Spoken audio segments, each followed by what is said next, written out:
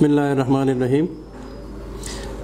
زه ډي پی او عرفان الله خان ضلع چارسدہ د ضلع چارسدې د عوام نه یو اپیل کوم.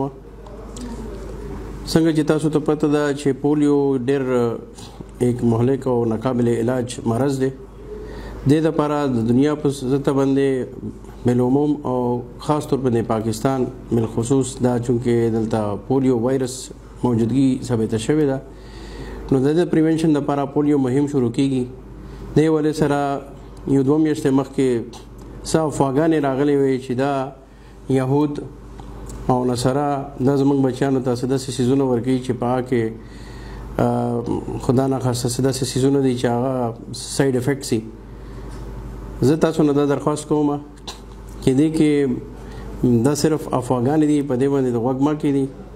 د دې پولیو ټیمونو سره تاسو مرسته کوئ، ځکه چې زموږ بچیان دي او زموږ بچیان خدای دې نه وکړي چې ټول عمر دپاره معذور وي چې دا معذوري نه یې بچ کړو.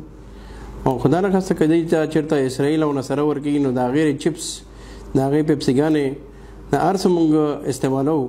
که دوی چېرته داسې شی ورکوو نو په هغه کې به یې اچولي وو، په پولیو کترو کې به یې ولې اچوي. دا پولیو ډېر ناقابل علاج مرض دی او خدای دې خلک ته وساتي د ټول عمر دپاره معذور وي. نو زه د ټولو نه درخواست کوم چې د پولیو ټیمونو سره مرسته کوي او خپل بچیان د همیشه دپاره معذوري نه بچ کړي. ډېره مهرباني.